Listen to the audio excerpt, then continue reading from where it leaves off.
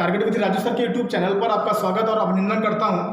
जिस तरीके से मैंने आपसे पहले भी कहा था कि इस चैनल के माध्यम से आपको तमाम वीडियो यहां से मिल रहे हैं। जो भी आपके आगामी पेपर में जो भी क्वेश्चन आपके आने हैं, सारे वीडियो में आपके जो भी क्वेश्चन आपका दिया जा रहा है यहाँ से, सारे आपके जो पेपर होने वाले हैं, सारी चीज़ें आपके यहाँ से इंपॉर्टेंट है। और जैसे मैंने आपको जिक्र किया था कि जो भी यहाँ से जितने भी वीडियो आपको मिलेंगे, तो शिवचंद्र सर जी आज से आपका संविधान टॉपिक स्टार्ट कर रहे हैं। और संविधान 3 दिन आपका संविधान चलेगा, 3 दिन आपका जियोग्राफी चलेगा और हिंदी को सब्जेक्ट लेके मैं चलूँगा। और जिस तरीके से आप ट्रिकी तरीके से आप रचनाओं को मैं तैयार करा रहा हूँ, और उसी तरीके से सर आपका कंटिन्यू आपका क्या नाम है संविधान लेके चलेंगे और 3 दिन आपका जियोग्राफी लेके चलेंगे। ठीक है, तो कंटिन्यू आप इस चैनल पे बने रहिए और द बेस्ट देने की हम लोग कोशिश करेंगे। ठीक है,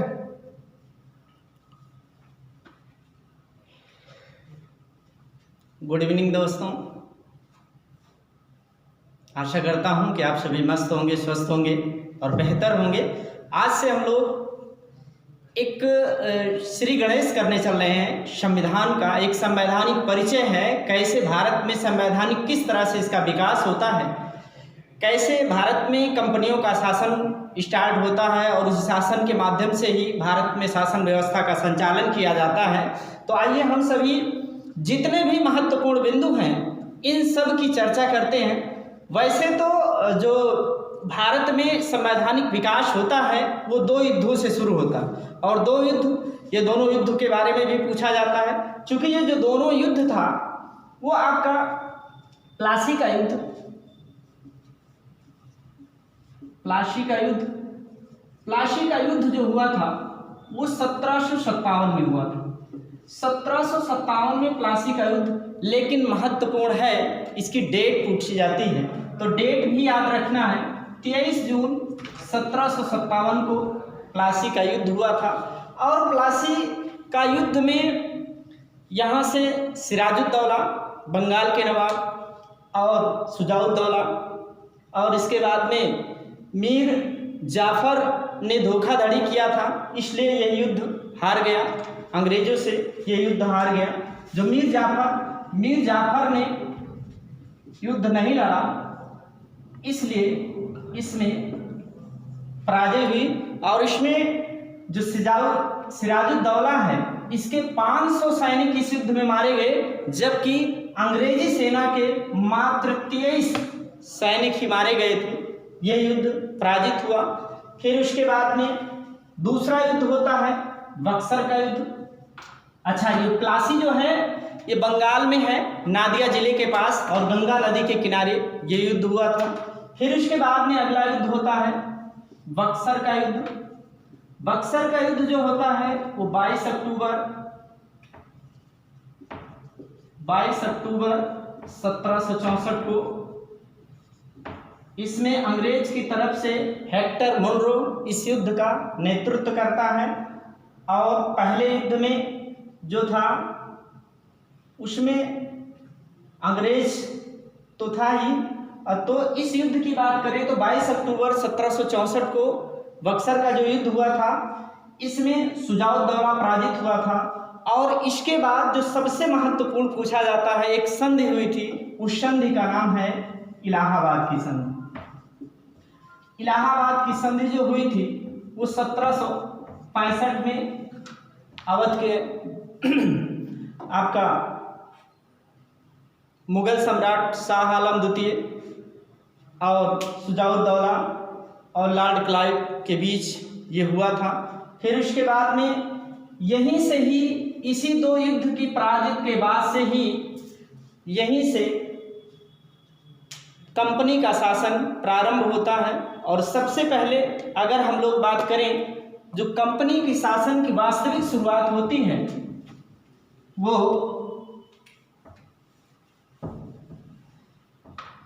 रेगुलेटिंग एक्ट 1773, रेगुलेटिंग एक्ट 1773 के तहत शुरुआत होती है शासन की। और इसी एक्ट के तहत जो बंगाल का गवर्नर बनाया जाता है, प्रथम गवर्नर बंगाल का वो लॉर्ड क्लाइव था। यहाँ का जो पहला बंगाल का गवर्नर जनरल बनाया गया था वो वारेन हेस्टिंग था। इसके तहत वारेन हेस्टिंग था और इसी एक्ट के तहत 1774 में सर्वोच्च न्यायालय की स्थापना की गई थी। और सर्वोच्च न्यायालय की जो स्थापना की गई थी कलकत्ता में, इसके जो पहले मुख्य न्यायाधीश थे सर एलिजाह एम्पे थे। सर एलिजाह एम्पे जो थे वो पहले मुख्य न्यायाधीश थे। इसके अलावा जो 3 अन्य न्यायाधीश थे आपके लिमिस्टर थे, लिमिस्टर, हाइड और चैम्बर्स, ये 3 अन्य न्यायाधीश थे। जबकि जो मुख्य न्यायाधीश थे वो सर एलिजाह एम्पे थे। आपका रेगुलेटिंग एक्ट 1773 से इतनी ही बातें महत्वपूर्ण बनती हैं। अब अगले एक्ट को और हम लोग अग्रसर होते हैं। वो आपका अगला रेगुलेटिंग एक्ट है, रेगुलेटिंग एक्ट। रेगुलेटिंग एक्ट नहीं, अब यहाँ से पिट्स इंडिया एक्ट है। Pitt's India act, Pitt's India act जो है ये 1784 में, पिट्स इंडिया एक्ट जो है वो आपका 1784 में, और इसी समय बोर्ड ऑफ कंट्रोल की स्थापना की जाती है। बोर्ड ऑफ, बहुत महत्वपूर्ण है, बोर्ड ऑफ कंट्रोल की इसी समय स्थापना की जाती है।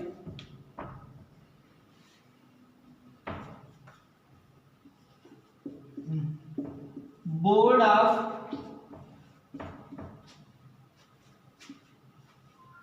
कंट्रोल की स्थापना की जाती है और इसका जो काम होता है वो राजस्व को एकत्र करने के लिए होता है। राजस्व को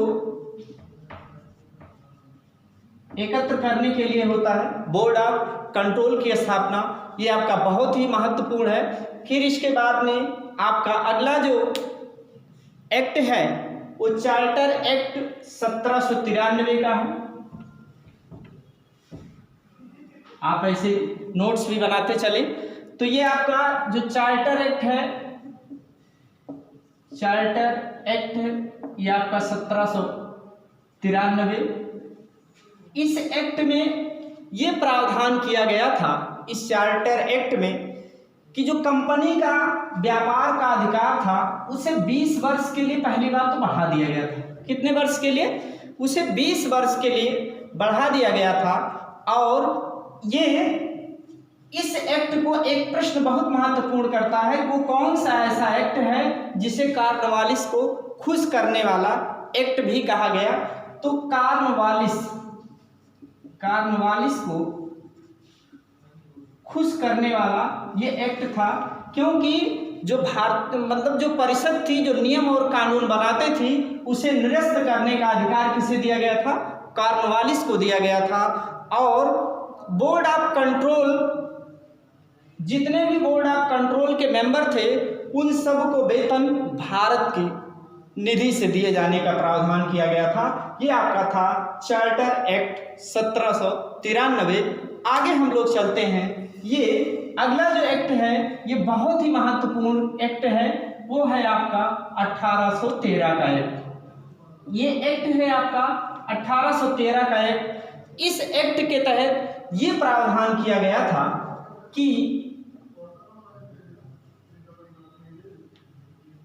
पुनः कंपनी के व्यापार को पुनः जो है वो 20 वर्ष के लिए बढ़ा दिया गया था इसी एक्ट के तहत। फिर इसके बाद में इसी एक्ट के तहत बहुत महत्वपूर्ण बिंदु है कि शिक्षा के लिए, बहुत बार पूछा गया, शिक्षा के लिए 1 लाख रुपए प्रतिवर्ष खर्च करने की व्यवस्था की गई। वो आपका एक्ट था कौन सा? 1813 का चार्टर एक्ट। और इसी 1813 के चार्टर एक्ट के तहत ईसाई मिशनरी को भारत में धर्म प्रचार की छूट दी गई। वो आपका चार्टर एक्ट था 1813 का। अब हम लोग अगले एक्ट की तरफ चलते हैं। तो वो आपका अगला चार्टर एक्ट है अगला जो चार्टर एक्ट है वो आपका 1833 का, ये बहुत महत्वपूर्ण आपका चार्टर एक्ट है। इसमें क्या किया गया था कि जो कंपनी का, इस एक्ट के तहत जो कंपनी का व्यापार था उसे पूर्णतः, कंपनी के व्यापार पर क्या किया गया था, प्रतिबंध लगा दिया गया। कंपनी के व्यापार पर प्रतिबंध लगा दिया गया था, लेकिन चीन और चाय जैसे व्यापार पर उसका एकाधिकार बना रहा। किसका? कंपनी का। इसके अलावा भारत में अन्य जो यूरोप की, ब्रिटेन की जो अन्य कंपनियां थी यूरोपीय देशों को, उन सब को व्यापार करने की छूट दी गई। यानी यहाँ पर एक तरह से मुक्त व्यापार की स्थिति हो गई। मुक्त व्यापार यानी जो व्यापार का एकाधिकार था कंपनी का, वो कहीं ना कहीं समाप्त करके केवल चीन और चाय के लिए उसका व्यापार बना रहा, बाकी हर व्यापार को यहाँ से समाप्त कर दिया गया। अब यहाँ से जो एक महत्वपूर्ण बनता है वो कौन सा ऐसा एक्ट है जिसके तहत भारत का पहला गवर्नर जनरल बनाया गया, तो आपके गवर्नर जनरल इसी चार्टर एक्ट 1833 के तहत बनाए गए। और पहले जो गवर्नर जनरल बने थे वो कौन थे? Lord William Bentinck. Lord William Bentinck जो थे ये पहले भारतीय गवर्नर जनरल थे। अगर कहा जाए कि बंगाल का पहला गवर्नर कौन था तो लॉर्ड क्लाइव, और बंगाल का अंतिम गवर्नर कौन था तो आपका वारन हेस्टिंग था। और बंगाल का पहला गवर्नर जनरल कौन था तो वो भी आपका वारन हेस्टिंग हो जाएगा। और बंगाल का अंतिम गवर्नर जनरल कौन था तो वो भी आपके लॉर्ड विलियम बेंटिंग हो जाएंगे। अगर भारत का पहला गवर्नर जनरल की बात करेंगे तो लॉर्ड विलियम बेंटिंग हो जाएंगे। इन्होंने 1829 में राजा राम मोहन राय के सहयोग से सती प्रथा का अंत किया था, क्योंकि उस समय बहुत ही दुर्गम ये व्याप्त सामाजिक कुप्रथा थी या दुष्प्रचार था एक तरह से। तो ये आपका, आगे हम लोग चलते हैं।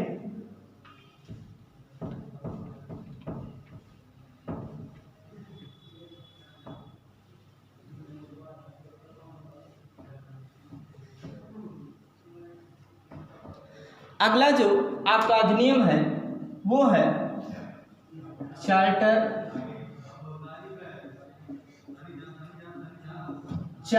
एक्ट जो है वो आपका 1853 है। हालांकि बहुत ज़्यादा महत्वपूर्ण नहीं है, लेकिन फिर भी जान लेते हैं कि इसके अंतर्गत क्या किया गया था। जो नियंत्रण के बोर्ड ऑफ कंट्रोल जो नियंत्रण था, उसके सारे जितने भी कर्मचारी थे उनका जो चयन किया जाएगा एक प्रतियोगी परीक्षा के आधार पर किया जाएगा। और दूसरी चीज़ कि इन सारे कर्मचारियों का जो वेतन तय करेगी वो सरकार तय करेगी। और ये भी सरकार को यहाँ से अधिकार दिया गया कि कंपनी के जो शासन प्रशासन व्यवस्था है उसे किसी भी समय वहाँ की सरकार ले सकती थी। वहाँ की का मतलब कि ब्रिटेन की क्राउन, वहाँ का सम्राट अपने शासन में ले सकता था। फिर इसके बाद में आगे अगर हम लोग बात करें कि इसी एक्ट के तहत जितने भी वेतन उसमें कर्मचारी थे सबको वेतन तय करने का अधिकार सरकार का था। और वेतन कौन देगा तो वो कंपनी के द्वारा इसमें वेतन का प्रावधान किया जाएगा। अब आगे यहीं से स्टार्ट हो जाता है जो गवर्नमेंट ऑफ इंडिया एक्ट यानी भारतीय शासन, जो कि 1858। अब 1858 के तहत होता क्या है कि यहाँ से जो कंपनी का शासन चल रहा था इसे वहाँ का क्राउन यानी सम्राट अपने शासन में ले लेती। इसका रीजन क्या था? क्योंकि इसी समय भारत में 1857 का पहला स्वतंत्रता यानी राष्ट्रीय आंदोलन शुरू होता है। और इसी आंदोलन के कारण ही यहाँ की शासन व्यवस्था का संचालन अब सम्राट के हाथों में चला जाता है। अब इसमें हम लोग आगे बढ़ेंगे कि सम्राट के आगे आपका 1858 का एक्ट हो जाएगा, फिर 1861 का एक्ट हो जाएगा, फिर उसके बाद में 1893 का एक्ट हो जाएगा, फिर आपका 1909 का पार्लियामेंट्री सुधार हो जाएगा, 1919 का आपका मॉन्टेग्यू चेम्सफोर्ड सुधार अधिनियम हो जाएगा, फिर आपका आगे हो जाएगा कि भारत शासन अधिनियम 1935, फिर उसके बाद में इसी कड़ी में हम लोग अगस्त प्रस्ताव 1940, क्रिप्स मिशन 1942, कैबिनेट मिशन 1946, और इसके बाद में आपका माउंटबेटन योजना 1947। तो 1858 पे हम लोग आगे तो अग्रसर होंगे, लेकिन आज नहीं, इसे हम लोग कल पढ़ेंगे। लेकिन कुछ आपसे अगर क्वेश्चन करूं यहाँ से, तो करंट से अगर 2-4 क्वेश्चन आपको थोड़ा चर्चा करें हम सभी। जैसे करंट में अगर बात करें कि जो साहित्य अकादमी पुरस्कार है, बहुत महत्वपूर्ण पुरस्कार है, साहित्य अकादमी पुरस्कार की बात करें तो ये 23 भाषा में दिया जाता है। सबसे पहली बात तो ये 23 भाषा में दिया जाता है, और हमें याद रखना है, केवल मुख्यतः तो 2 ही पूछा जाता है, लेकिन 3 को हम लोग याद करेंगे कि हिंदी के क्षेत्र में किसे दिया गया है, तो नंद किशोर आचार्य जी को दिया गया है हिंदी के क्षेत्र में। और इनकी जो रचना है छिलते हुए अपने को है। और इसके बाद में अंग्रेजी के लिए जो दिया गया है, अंग्रेजी के लिए शशि थरूर को दिया गया है, द डार्कनेस एंड इरा करके इनकी रचना है। और उर्दू के लिए जो दिया गया है वो शफी किदवई जी को दिया गया है। शफी किदवई को उर्दू के लिए ये पुरस्कार दिया गया है। फिर इसके बाद में अगर बात करें कि रेमन मैग्सेसे पुरस्कार की,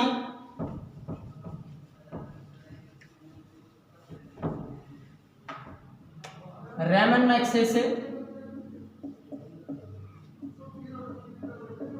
मैग्सेसे जो कि फिलीपींस देता है, वहाँ के पूर्व राष्ट्रपति थे रेमन मैग्सेसे, उन्हीं के नाम पर ये पुरस्कार दिया जाता है। देश कौन देता है? फिलीपींस, जिसकी राजधानी मनीला है और पेसो यहाँ की मुद्रा है, और इसे एशिया का नोबेल कहा जाता है।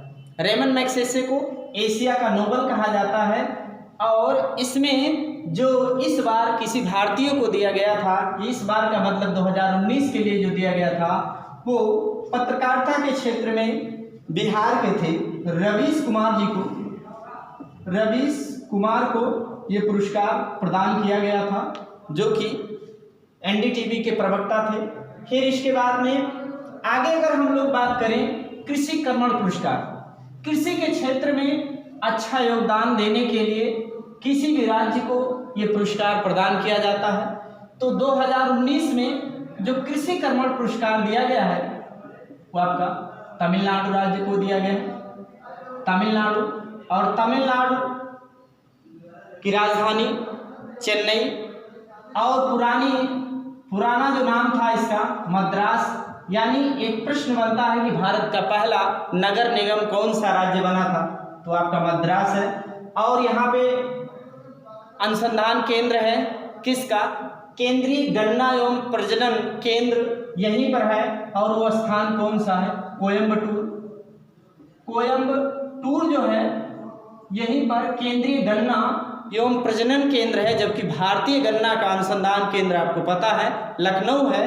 अगर इसी में बात करें, एक स्थान है पेरम्बूर जो है ये भी आपका तमिलनाडु में ही है। भारत में सबसे अत्याधुनिक कोच का जो निर्माण होता है वो आपका पेरम्बूर में, जैसे इस समय आपकी तेजस ट्रेन हो गई, गतिमान ट्रेन हो गई, या आपके प्रदेश की राजधानी लखनऊ की जो भी लोकल ट्रेनें यहाँ पर चली, सारे कोच यहीं पेरम्बूर से ही बन करके आए हैं। और दक्षिण भारत का मानचेस्टर कोयम्बटूर के नाम से जाना जाता है। नवेली यहाँ पर कोयला उत्खनन केंद्र है, और भारत में सबसे ज़्यादा जो लिग्नाइट कोयला का भंडार है वो आपके तमिलनाडु राज्य में है। लिग्नाइट कोयला का जो भंडार है तमिलनाडु राज्य में। और तमिलनाडु एक ऐसा राज्य है जहां पर वर्तमान में 3 बंदरगाह कार्यरत हैं और चौथा निर्माणाधीन है, जो कि भारत का सबसे प्राचीन बंदरगाह चेन्नई, वो भी यहीं पर है। चेन्नई के नीचे आते हैं तूतुकुड़ीन के नीचे आते हैं एन्नौर, और जो कन्याकुमारी जिले के पास निर्माणाधीन है, कार्यरत है, वो है इनायम बंदरगाह। कौन सा बंदरगाह? इनायम बंदरगाह है। तो आज यहीं पर इसे समाप्त करते हैं, और आप लोग एक बेहतर तरीके से पढ़िए, आपको बहुत ही अच्छी चीज़ें मिलेंगी, सेलेक्टिव चीज़ें मिलेंगी। और ये चीज़ मैं तो ये कह नहीं सकता कि आप किसी भी चैनल पे पढ़िए, हर कोई टीचर अपनी तरफ से बेहतर देने का प्रयास करता है, लेकिन इस चीज़ को मैं दावा करता हूँ, आता तो हमको कुछ नहीं है, लेकिन एक चीज़ मैं दावे के साथ कह सकता हूँ कि किसी भी एग्ज़ाम में आप पेपर देने के बाद आप क्लास लीजिए और पेपर देने के बाद आप मिल के आइएगा। जितना क्वेश्चन मैं आपको कैच कराऊंगा एग्ज़ाम में, टैली कराऊंगा, उतना नहीं कोई करा सकता। इस चीज़ के लिए मैं दावे के साथ कह सकता हूँ। ओके, धन्यवाद। आज के लिए इतना ही। Best of luck.